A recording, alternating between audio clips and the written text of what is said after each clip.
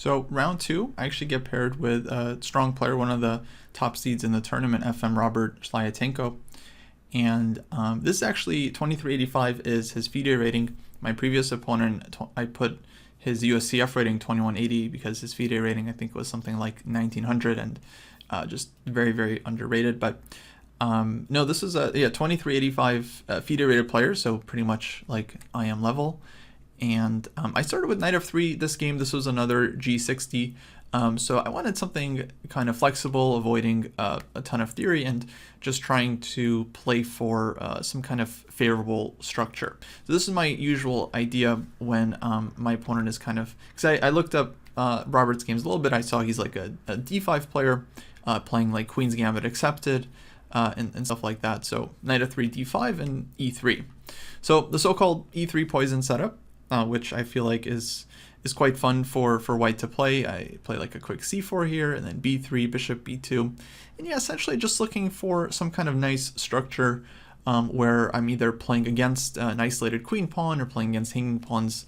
And yeah, just looking for like a small edge out of the opening. So we pretty quickly get, I think, a very typical position. Black goes c5, like fighting for the center, bishop b2, knight c6. Now threatening to play d4 and take space. So white takes, and here I go bishop e2. Now white has different ways of playing this position. d4 is a very natural move, but the problem when you play this one too quickly is that black can take and give bishop b4 check.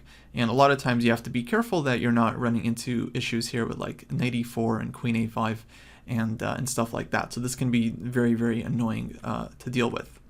So I started with bishop e2 here. Bishop b5 is also possible. And here black plays bishop d6. And we quickly just get into this position, castles, and white goes d4. So black has one other move here. They can also play d4 in this position, which is kind of like an extra alternative. But white then goes bishop b5, and yeah, it's a very weird position. I had one game like this a little while ago that I ended up winning. But yeah, my impression is that if black knows their stuff here, then they're definitely fine. If not, it can be kind of a tough position to play because white is putting a lot of pressure, and it's not easy to play with this kind of extended d4 pawn. So bishop d6, castles in d4, and here black just takes immediately, knight takes d4, and yeah, I was pretty happy to get into this position where I can just play against the IQP, and it's not a particularly good version for black. But yeah, my feeling is that these positions are generally slightly easier from white's perspective. So rook e8, knight d2, planning to bring the knight to f3 and kind of reinforce the d4 square. Black goes queen e7. I played knight f3 here, and now knight e4. And yeah, so this move surprised me a little bit because I kind of immediately noticed I have this option to go knight b5, which looked pretty unpleasant because I'm hitting the dark square bishop and I'm also threatening queen takes d5. And in general, black definitely doesn't want to give up the bishop. Black, I mean, first of all, just doesn't even want to trade minor pieces in general, but yeah, giving up this bishop would be very, very nice for white, as this bishop would now be kind of unopposed. So yeah, I definitely think black should have just played like a6 here, and then the position is still very playable. I go something like rook c1, bishop d7, and game continues. White has nothing special, but you know, I'm happy to play this position, and eventually I feel like it's just kind of hard for black to defend this pawn in the long run. And I say this as someone who used to play the Queen's Gambit decline Tarash, the variation out of the Queen's Gambit. So basically in this position, I would play c5 here as black for many years. And so I had a lot of experience playing these positions with the isolated queen pawn. And eventually I just felt like, man, this pawn is always weak. You know, I'm always losing this pawn.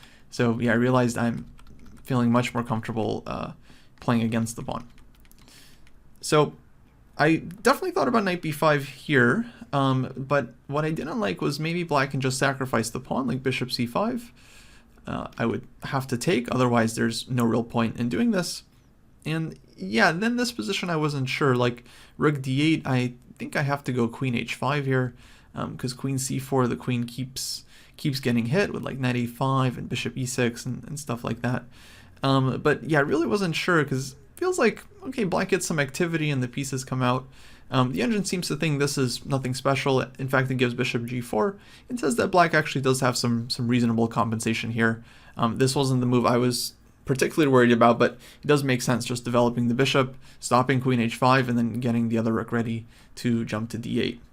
And at this point, my opponent was actually still playing quickly enough that I thought it wouldn't be outside the realm of possibility that this could all just be like somewhat prepared, because he was making his moves relatively quickly. So yeah, I wasn't sure, like maybe I'm kind of walking into something with this pawn sacrifice, and eventually I decided to just play rook to c1, just the most natural move I could find otherwise. Just putting pressure on the knight and threatening to take. And here he pretty quickly played bishop to d7. And now I felt like, okay, now knight b5 looked even more promising, because on bishop c5 I have knight c7, just like forking the two rooks. So here I really like couldn't see what black had in mind, and eventually I came to the conclusion that he just kind of blundered this move and he didn't see it coming. So yeah, eventually I just ended up playing knight b5, and here like bishop c5 is pretty much not really playable. After knight c7, black is losing the exchange. Like I looked at some stuff like maybe some knight takes f2, but it really doesn't work out, because when black goes queen takes e3, I can always go rook takes c5 here, just eliminating this bishop and then winning back the exchange.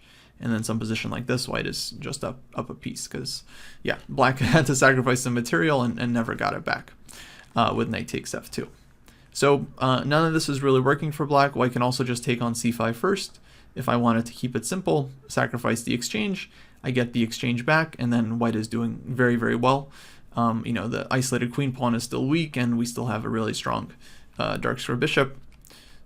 So yeah, end up playing knight b5, and I think relatively best would be just to play a6 here for black, to just give the bishop and try to hold on to this position. But I can imagine this didn't look very, very fun from my opponent's shoes, because yeah, white just has total control over the blockading square and just very, very easy play against the pawn. So he ends up going bishop b8, just sacrificing the pawn, you know, letting me take on d5, but looking for some compensation.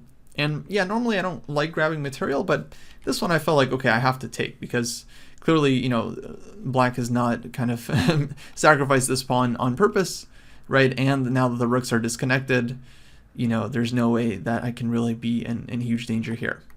Now he goes bishop g4, and it is a little bit annoying because black wants to play like maybe rook d8 and maybe knight b4. So there are some tempos that white has to be worried about. But I was pretty happy with how I conducted this part of the game. I thought I had actually really, really good technique in this one. So I start with knight d4, mainly just trying to trade off this knight on c6. And if rook to d8, I can just take on c6 anyway, because I'm hitting the queen on e7 and then takes, queen takes, and yeah, black has basically nothing here. So black is kind of forced to go knight b4, like only way to really, let's say, keep some dynamic play in the position. And now queen a5. I also thought about queen b5, but then I couldn't really figure out why I'm giving up this pawn on a2. And it kind of looked like I tried to make this work, and I did think white is still better here, but then once I realized I can go queen a5, I actually thought, oh, this is much better. I defend the pawn, and if black wants to do anything, number one, actually white is threatening bishop a3, which is super annoying. They have to go b6, but this is a huge provocation, because now the light squares are weakened, especially the c6 square, and also I can park my queen on a4. And I realize actually that black just doesn't really have much here. Now I want to play a3 or bishop a3. Only move is to play something like bishop to d7, but then I'm just going to go bishop b5. And yeah, white essentially has no issues whatsoever. He ends up going bishop d6, so a3. And now on knight a2, I figured the knight is eventually going to get stuck, but I had in mind knight c6 here, hitting the queen, queen f8, and like rook c4, and I didn't really calculate much further. I just felt like, okay, this looks great. Like all of black's pieces are under attack. This knight is totally trapped. You know, I thought there's no way white's not winning material here. Instead, he goes bishop d7, bishop to b5, and I think I realized somewhere around here, I'm not sure if, I think when I played a3, I kind of already realized that his idea was to go bishop d7, bishop b5, and knight d3, because there's really nothing else for black. This knight is just having a really hard time finding a square. Once it moves, I have like knight c6 here, and then there's rook c4, and yeah, essentially black's pieces are all hanging. So yeah, I figured this is black's kind of only try with knight to d3, just looking for some counterplay, but it just doesn't work out. I take on d7, knight takes b2, and queen c6. There were other moves here as well, but like for example, after knight d3, bishop takes d7, black could also play like knight c5, I was considering, and then win back the bishop. And here I actually didn't realize, like, I'm not sure if I would have found this at the board, but the simplest solution here was just like knight f5, where white counterattacks, hits the queen on e7, threatening to take this one with check. And if black takes here, then we're just taking on d7, taking on d6, and white is just left with a bunch of extra material. Because, I mean, this move knight c5 is interesting because if white plays something like queen b5, then black wins back the bishop, and these are both still hanging. Whereas in the game, after black plays knight d3, bishop takes d7, knight takes b2. Okay, both sides have taken one piece, but this knight on b2 ends up being a big problem, and it just ends up trapped, actually. Like queen c6, black goes rook d8, bishop f5, knight c5, queen b5, and I kind of saw this like in advance that the queen is just backing up to e2 here. And okay, I'm up a pawn from earlier, and the knight on b2 is totally trapped. So basically just lost for black. So g6, I drop back bishop to b1. Knight e6 is played. Knight c6, hitting the queen and the rook. Queen to e8, and now just queen to e2. Of course, the knight was pinned to the queen, but queen e2 reigniting the threat on d8 and hitting this one as well. And now black takes on a3. He decides to sacrifice the exchange here. The key detail that I just want to point out is, had black played rook to c8, which looks like the move because you're just counterattacking the knight, otherwise you're losing the piece on b2, then the idea is for white to go knight to b4. And black can take on b4, but ab, and the knight is just trapped, just no way to get it out. Or if black plays a5 here, then white gets knight d5 with a really nice tempo threatening knight f6 check, and once again, this one is just lost. So yeah, basically, I mean, starting from, I think from here, once white goes queen a5, it's actually just kind of concretely losing for black. Like, his main mistake was really just bishop to b8, just the pawn sacrifice doesn't work out. And then, yeah, just isn't able to really figure out the knight on b2 here. So yeah, knight e6, knight c6 was played, queen e2, he takes on a3, just because otherwise he's losing the knight, allowing me to take on d8, queen takes d8, and white is left with an extra exchange. And I felt like the conversion here should be pretty straightforward, as black really doesn't have any compensation. No weaknesses, king is super safe, and black still hasn't figured out this knight on b2. Like, it's defended, but it's still trapped. So queen a6, just hitting this bishop, queen d6, and rook c8 check. I decided to just keep things like really simple here, just trading off the rook, just following like very normal principles. When you're up the exchange, you want to trade off a lot of heavy pieces to just leave yourself with like rook against bishop or rook against knight. I think this is kind of usually a lot of times the cleanest way. So takes, king g7, queen c3 check, knight d4, and yeah, I'm literally just trading pieces off here just to leave black with this terrible knight on b2. So queen e5, I give check, knight f8, avoiding the trade, but now I drop back queen a6, and yeah, I'm really just being kind of greedy here, just going after the bishop. But I think this is the way to win the position. Just use your material advantage, and yeah, here there's just no way for black to defend everything. If queen e7, then there's knight c6, for example, and among other things. So bishop d6, knight f3, of course not hanging mates, queen c3, and here I just take this one, and if black takes on b3, then there's bishop a2, and f7 drops, so yeah, can't even take this one. Bishop c5 was played, and now I just go after f7, knight g5, b4 takes, bishop a2, And yeah, because f7 is falling, I felt like, okay, it's just really, really game over here. And yeah, game went on for a little bit, but the result was never in doubt. Now I just have like rook and 2 pawns for the knight. But my opponent kept playing. He was in like pretty heavy time trouble. I think he's under a minute here. I had plenty of time. Actually, for me, I managed to save my time, so there wasn't really a lot of risk to blow it. But you know, I wanted to be as precise as I could. I have a tendency to allow counterplay and mess up winning positions all the time, especially against strong players. So I really wanted to kind of like focus, hunker down, and make sure that I didn't allow my opponent any chances. And I realized, you know, I can win with probably any move here, like rook a1 or like h4, just bringing all the stuff in. If I was trying to win in the fastest possible way, I think I would just go h4, h5, and just start opening up the king, creating luft, and eventually, just getting the rook in and setting up some kind of checkmate. But I decided just to go queen d4 check because I thought, you know, just trade queens. I'm up 2 pawns.